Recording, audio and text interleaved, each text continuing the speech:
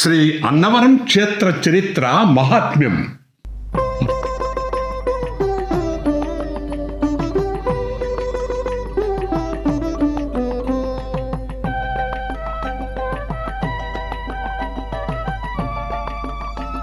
పుణ్యభూమి కర్మభూమి అయిన భారతదేశం ఎన్నో మహత్తరమైన పుణ్యక్షేత్రాల నిలయం.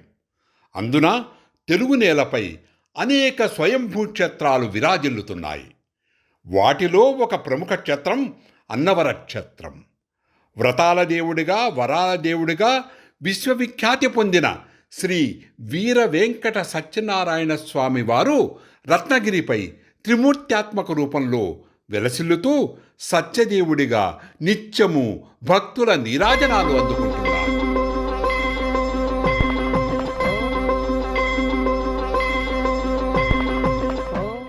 అంతటి మహిమాన్వితమైన అన్నవరం శ్రీ సత్యదేవుడి క్షేత్ర చరిత్రని ఒక చక్కని సచిత్ర పుస్తకంగా ప్రచురించిన అన్నవరం దేవస్థానం వారి సమాచారం ఆధారంగా రూపొందించిన ఈ వీడియో భక్తులందరికీ సమాచారంతో కూడిన ఆనందాన్ని, అదనంగా స్వామివారి కరుణాకటాక్షాన్ని అందజేస్తుందని ఆశిస్తున్నాను. త్రిలోక సంచారి దేవర్షి అయిన నారద మహర్షి ఒకసారి వైకుంఠానికి వెళ్ళి విశ్వంభరుడైన శ్రీమన్నారాయణుని భక్తితో స్తుతించాడు. ప్రతిసారి ఏదో ఒక లోక కళ్యాణకారకమైన విషయాన్ని ప్రస్తావించే నారద మహర్షి ఈసారి ఆ సత్యదేవునికి ఇలా విన్నవించుకున్నాడు. ఆదిదేవ శ్రీమన్నారాయణ, భూలోకంలో కలి ప్రభావం వలన స్వార్థపరులైన మానవులు అనేక దుష్టకర్మలను ఆచరిస్తూ ఒకరినొకరు ద్వేషించుకుంటూ దూషించుకుంటూ కొందరు దైవనింద కూడా చేస్తూ సదాచార శూన్యులై ఇహపరాలకు దూరమై ఘోరమైన జీవనాన్ని కొనసాగిస్తున్నారు. ఈ అజ్ఞానం నుండి వారిని తరింపజేసి సన్మార్గం వైపు దారి చూపడానికి ఒక ఆవిర్భావమూర్తిగా అవతరించవా దేవా? నారదుని నిర్మలమైన సహేతుకమైన ప్రార్థనను విని మహావిష్ణువు ఇలా సెలవిచ్చాడు. మహర్షి, చింతించకు. శివకేశవ అభేదతత్వంతో త్రిమూర్త్యాత్మక స్వరూపంతో సత్యదేవుడిగా రత్నగిరిపై కొలువండే సమయం సమీపించింది. ఈ విధంగా సెలవిస్తూ శ్రీమన్నారాయణుడు రత్నగిరి చరిత్రను నారదునితో ఇలా ప్రస్తావించాడు. నారద, పూర్వము భూలోకంలో భద్రుడు, రత్నాకరుడు అనే గిరిసోదరులుండేవారు. వారిలో భద్రుడు భద్రగిరిగా మారి తనపై నన్ను చతుర్భుజ రామరూపంలో నిలుపుకున్న భాగ్యశాలి. అప్పుడతని తమ్ముడు, నా భక్తుడు అయిన రత్నాకరుడు తాను కూడా నా గురించి తపస్సుని ప్రారంభించాడు. అది ఎంతటి కఠోరమైన తపస్సు అంటే, సూర్యుడు ప్రచండంగా తన ప్రతాపాన్ని చూపించే వేసవి కాలంలో నలువైపులా అగ్నులను రగుల్చుకుని నడినెత్తిపై సూర్యతాపాన్ని కూడా పట్టించుకోకుండా అలా పంచాగ్నుల మధ్యలో ఉండి ఆ వేసవి కాలంలో సూర్యుడి వైపు చూస్తూ తపస్సు చేశాడు. అదేవిధంగా వర్షాకాలంలో ఆకాశమంతా కారుమబ్బులు క్రమ్మి భయంకరమైన ఉరుములు మెరుపులతో ఆకాశానికి చిల్లుపడి వర్షం కురుస్తోందా అన్న సమయంలో ఏరులు హోరులై పారినా, తనను ముంచినా ఏమాత్రం అదరక బెదరక తన దీక్ష చెక్కు చెదరకుండా రత్నాకరుడు తపస్సును కొనసాగించాడు. ఆ తర్వాత చలికాలంలో ప్రాణి సమూహాన్ని కంపింపజేసే చలిలో నేలను ముంచెత్తేలా మంచులో కంఠంలోతు నీళ్లలోకి దిగి రత్నాకరుడు తపస్సు చేశాడు. అలా అనేక సంవత్సరాలు గడిచాయి. నిరాహారుడై నిశ్చల భక్తితో అతను చేసిన తపస్సు నన్ను అలరించి అతనిపైకి నాకు ఆదరం కలిగి అతన్ని అనుగ్రహిద్దామని వైకుంఠం నుండి కదలి అతనికి ప్రత్యక్షమయ్యాను. నా దర్శనానికి పరవశించి స్తుతించిన రత్నాకర్ణితో తన అభీష్టమేదో తెలియజేయమన్నాను. అప్పుడతడు, దేవాధిదేవ, నీ దర్శన భాగ్యంతోనే నేను ధన్యుడనయ్యాను. ఇంకే వరాలు నాకెందుకు? నిన్ను చూడటమే నా వరం. అట్టి వరం నిత్యమూ నేను పొందటానికి నన్ను ఒక గిరిగా మార్చి నా శిరస్సుపై నీ పాదం ఉంచి నీవు నిలవై నిత్యమూ నీ దర్శనము నిన్ను సేవించే భాగ్యాన్ని నాకు వరంగా ప్రసాదించు. నన్నేగాక నాపై అచ్చామూర్తిగా కొలువు తీరిన నిన్ను భక్తులు దర్శించి వారు కూడా నీ అనుగ్రహాన్ని పొందే వరాన్ని నాకు ప్రసాదించు అని వేడుకున్నాడు. తథాస్తు, నీ కోరిక నెరవేరుతుంది అన్నాను నేను. నీలాగా అనుగ్రహాన్ని పొందిన పంప అనే భక్తురాలు నదిగా మారి గిరిగా మారిన నీ ప్రక్కన ప్రవహిస్తుందనే వరాన్ని కూడా ప్రసాదించాను. నారద, అలా నా వరప్రభావం వలన రత్నాకరుడు రత్నగిరిగా అన్నవర క్షేత్రాన్న నిలిచి నేను ఎప్పుడెప్పుడు తనపై నిలుస్తానా అని ఆశగా నిరీక్షిస్తున్నాడు. గతంలో నా వరాన్ని పొందిన భక్తనారి కూడా పంపానదిగా మారి ఆ ప్రక్కనే ప్రవహిస్తోంది. నారద, నీ అభిష్టం కూడా నెరవేరుతుంది. రత్నాకరుడికి నేను అనుగ్రహించిన వరం సత్యమునర్చే సమయం వచ్చింది. త్రిమూర్త్యాత్మక రూపంలో శ్రీ వీర వెంకట సత్యనారాయణ నామంతో శ్రీమద్ అనంతలక్ష్మి సమేతంగా రత్నగిరిపై అచ్చారూపంలో కొలువై కొలిచే భక్తుల కొంగు బంగారమై కలిదోషాలను రూపుమాపే సత్యదేవ రూపంలో అనుగ్రహిస్తాను. అట్టి శ్రీమన్నారాయణుని శ్రీకర వచనాలను విని నారద మహర్షి పరమానంద భరితుడై, ఆపద్బాంధవా దేవ, నా రాక సాఫల్యం చెందింది, లోక కళ్యాణం జరుగునున్నది, ధన్యోస్మి దేవా ధన్యోస్మి అంటూ నారాయణుని స్తుతించి సెలవు గైకొన్నాడు. ఇక అన్నవరానికి సమీపంలో కొమరగిరి అనే గ్రామం ఉంది. ఆ గ్రామంలో పూజలందుకునే గ్రామదేవత నేరేళ్లమ్మ. రత్నాకరుడను భక్తరత్నమే రత్నగిరిగా మారిన పవిత్ర ప్రదేశంలోనే తానూ నిలవైతానని నేరేళ్లమ్మ కదలి వచ్చి రత్నగిరిలో నిలవైంది. అలా రత్నాకరుడు, పంప, నేరేళ్లమ్మ సత్యదేవుని రాకకై 1000 కళ్లతో ఎదురుచూస్తున్నారు. అనుకున్న శుభతరుణం రానే వచ్చింది. ఆ శుభముహూర్తాన ఒక అపురూపమైన అద్భుతమైన కాంతిపుంజం దివి నుండి భువికి చేరింది. అదే త్రిమూర్త్యాత్మకమైన సత్యదేవుని రూపం. ఆ క్షణం కోసమే గదా రత్నాకరుడు గిరి రూపంలో ఎదురు చూసింది. అన్నమాట ప్రకారం స్వామి తన శిరసున నిలవగానే రత్నగిరి పులకించింది. పంపానది ఆనందంతో పరవళ్లు తొక్కింది. నేరేళ్లమ్మ పరవశించింది. దివి నుండి దేవతాగణాలు పట్టరాని ఆనందంతో పుష్పవర్షం కురిపించారు. దేవదందుపులు మ్రోగాయి.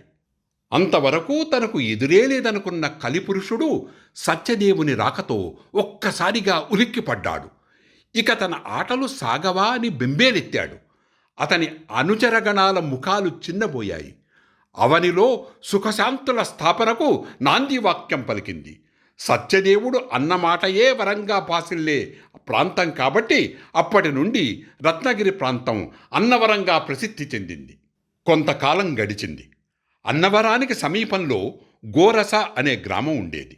దానిని కేంద్రంగా చేసుకుని శ్రీ రాజా ఇనుగంటి వెంకటరామరాయణిం బహుద్దూర్ అనే రాజావారు పరిపాలిస్తూ ఉండేవారు. ఆయన భగవద్భక్తి పరాయణుడు. అదే సమయంలో ఆరెంపూడి గ్రామంలో సద్బ్రాహ్మణ వంశంలో ఈరంకె ప్రకాశరావు గారు అనే ఒక మహాభక్తుడు ఉండేవాడు.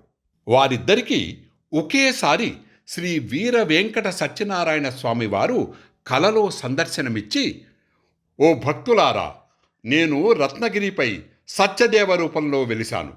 నాకు ఆలయ గోపుర ప్రాకార మండపాలను నిర్మించి తరించండి అని ఆజ్ఞాపించాడు.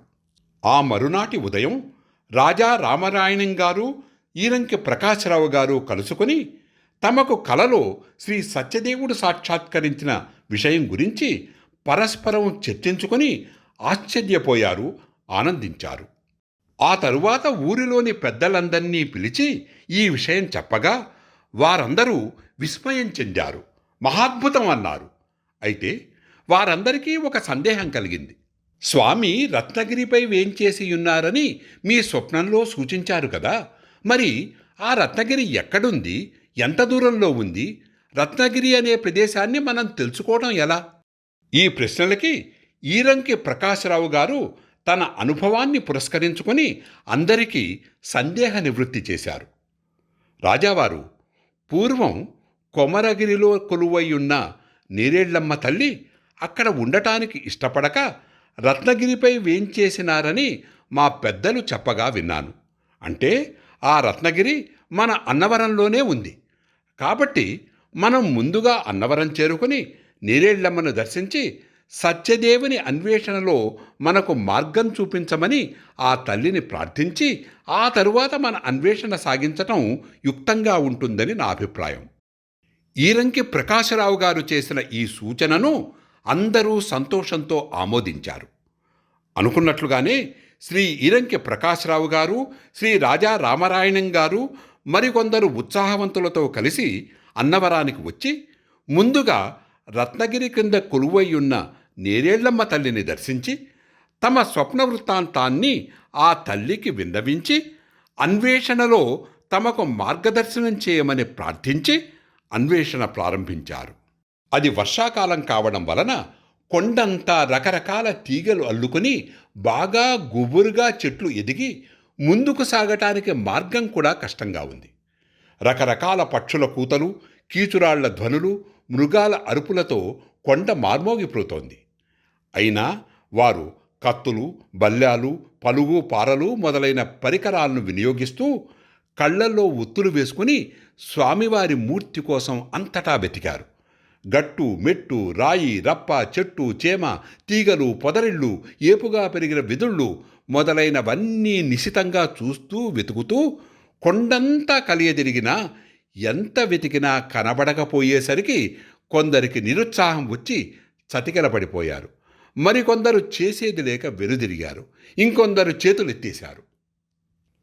కానీ భాగవతోత్తముడైన ఈరంకి ప్రకాశరావు గారు, సహృదయ పాలకుడైన శ్రీ రాజా వెంకట రామరాయణింగాళ్ళు మాత్రము ఏమాత్రమూ నిరుత్సాహపడలేదు. ఎందుకంటే స్వామి స్వప్నంలో దర్శనమిచ్చి ఆదేశించింది వీరికేగా. వారిద్దరూ పట్టువదలని భక్తితో స్వామినామాన్నే స్మరిస్తూ కలలో కనబడిన సత్యదేవా, ఇలలో నీ దివ్యరూపం చూపవా అంటూ పరిపరి విధాలుగా ఆర్తితో భక్తితో శ్రీ వీర వెంకట సత్యనారాయణ స్వామి వారిని వేడుకున్నారు. ఆశ్చర్యం! వారి దారిలో ఎదురుగా అంకోల వృక్షం కనిపించింది. దాని క్రింద ఒక పుట్ట దర్శనమిచ్చింది. దానిలోంచి వింత వెలుగులు విరజిమ్ముతున్నాయి. అందరూ ఆశ్చర్యంతో, ఆనందంతో, భక్తిభావంతో పులకరించిపోయారు. ఆహా! ప్రకాశరావు గారు, రాజావారు, మీ ప్రార్థన ఫలించింది. రాబోయే శ్రీ స్వామివారి దర్శనానికి ఇది నిదర్శనం అంటూ పరిపరి విధాల వేణుళ్లతో పొగిడారు. అందరూ ఆ అంకుడి వృక్షం కిందకు వెళ్ళి పుట్టలోకి చూశారు. సత్యదేవుని దివ్య మంగళ రూపం కనిపించింది, కనువిందు చేసింది. అందరూ సాష్టాంగ నమస్కారాలు చేశారు. వేగంగా కొండ దిగారు. పంపానది నుండి కడవలతో నీళ్లు తీసుకొచ్చారు. పుట్టపై పోశారు. పుట్ట పూర్తిగా కరిగింది. అందులో నుండి ఆద్యాదిలక్ష్మీ సమేతుడైన శ్రీ వీర వెంకట సత్యనారాయణ స్వామి వారి దివ్యమూర్తి సాక్షాత్కరించింది. దర్శించి అందరూ పరమానందభరితులయ్యారు. కొందరు స్వామివారి దివ్యమూర్తిపై పసుపు కుంకుమలు చల్లారు, కొబ్బరికాయలు కొట్టారు, నిమ్మకాయలతో దిష్టి తీశారు. ఇక శ్రీ ఈరంకి ప్రకాశరావు గారు, శ్రీ రాజా వెంకట రామరాయణింగాళ్ళ ఆనందానికి హద్దుల్లేవు. భక్తార్తిహరణ సత్యనారాయణ దేవ అంటూ శ్రీ స్వామివారి కరుణని వేనోళ్ల కొనియాడారు. పిమ్మట గ్రామ ప్రజలందరితో మనందరి అదృష్టం పండింది. శ్రీ సత్యదేవుని దర్శనం కలిగింది. శ్రీ స్వామివారికి ఆలయ ప్రాకారాలను నిర్మించాలి, భక్తులకు సౌకర్యాలు కల్పించాలి, ఇవన్నీ మనమే వేగిరము ఆచరించాలి అంటూ వారిని కార్యోన్ముఖుల్ని చేశారు. వేదసమ్మతమైన స్మార్తాగమంలో పాండితీ వైభవం గల విద్వాంసులను రాజావారు రప్పించారు. వారికి అంతవరకు జరిగిందంతా ప్రకాశరావు గారు వివరించి చెప్పారు. అప్పుడు వారు విష్ణు పంచాయతనంగా ప్రతిష్ఠింపబడిన ద్వారాలు, వృత్తాలు, 19 ఆవరణలతో కూడియున్న మహావైకుంఠ నారాయణ ఉపనిషత్తు ఆధారంగా యంత్రాన్ని నిర్మించారు. సమస్త వాంఛలను తీర్చే ఎన్నో యంత్రాలను కూడా ఇందులో పొందుపరిచారు. మహామహిమాన్వితమైన అనేక మంత్రాలను ఆ యంత్రంపై రచించారు. ఆ యంత్రంపైనున్న బీజాక్షరాలలో సమస్త దేవతలు ప్రకాశిస్తూ ఉంటారు. వారు ప్రణవస్వరూపుడైన సత్యనారాయణుని సదా సేవిస్తూ ఉంటారు. ఆ యంత్రాన్ని నేటికీ మనం ఆలయంలో దర్శించవచ్చు. అందమైన ఆలయ నిర్మాణం జరిగింది.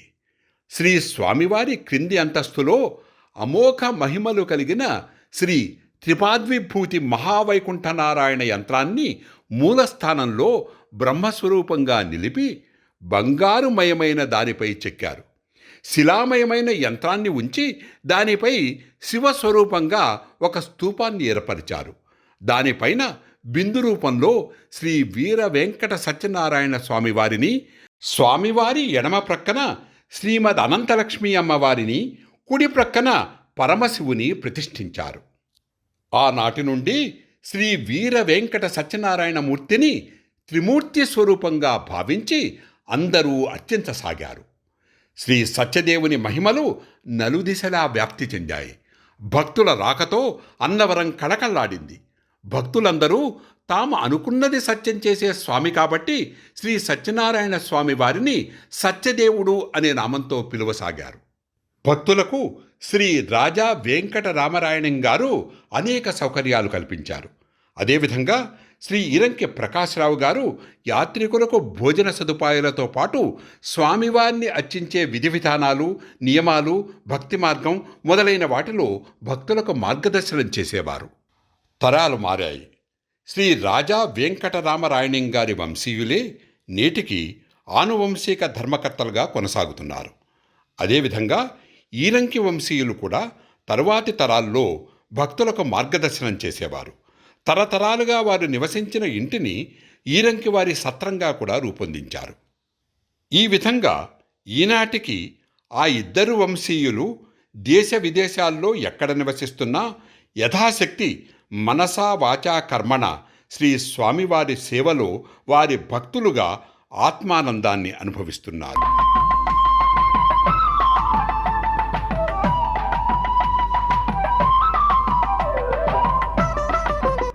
శృతి స్మృతి సమ్మతమైన స్మార్తాగమం ప్రకారం పూజాధికములు అందుకునే శ్రీ సత్యదేవునికి ప్రతినిత్యము జరిగే కళ్యాణోత్సవాలతో పాటుగా అన్నవరంలో జరిగే శ్రీ సత్యనారాయణ వ్రతము చాలా విశిష్టమైనది. నిత్యము వేలాది మంది భక్తులు ఈ వ్రతాన్ని ఆచరించి తమ తమ కోరికల్ని నెరవేర్చుకుంటారు. విశేషించి కొత్తగా పెళ్ళైన జంటలు ప్రత్యేకంగా శ్రీ సత్యదేవ వ్రతాన్ని ఆచరిస్తారు. భక్తులు ఏ శుభకార్యాలు చేసినా యజ్ఞానికి పూర్ణాహుతిలా తమ కార్య పరిపూర్ణతకి, అభీష్టసిద్ధికి శ్రీ సత్యదేవ వ్రతాన్ని ఆచరిస్తారు. ఈ విధంగా త్రిమూర్త్యాత్మక సత్యదేవుడు అన్నవరంలోని రత్నగిరిపై నెలవై కలియుగంలో భక్తుల కొంగు బంగారంలా విరాజిల్లుతున్నాడు. సత్యనారాయణ దేవం వందేహం కామదం ప్రభుం. సత్యనారాయణ దేవం వందేహం కామదం ప్రభుం. లీలయా వితతం విశ్వం యేన తస్మై నమో నమః. లీలయా వితతం విశ్వం యేన తస్మై నమో నమః.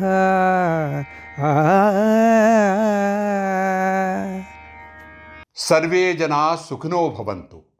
శ్రీమద్ అనంతలక్ష్మీ సమేత శ్రీ వీర వెంకట సత్యనారాయణ దేవాయ నమః. ఓం నమః శివాయ.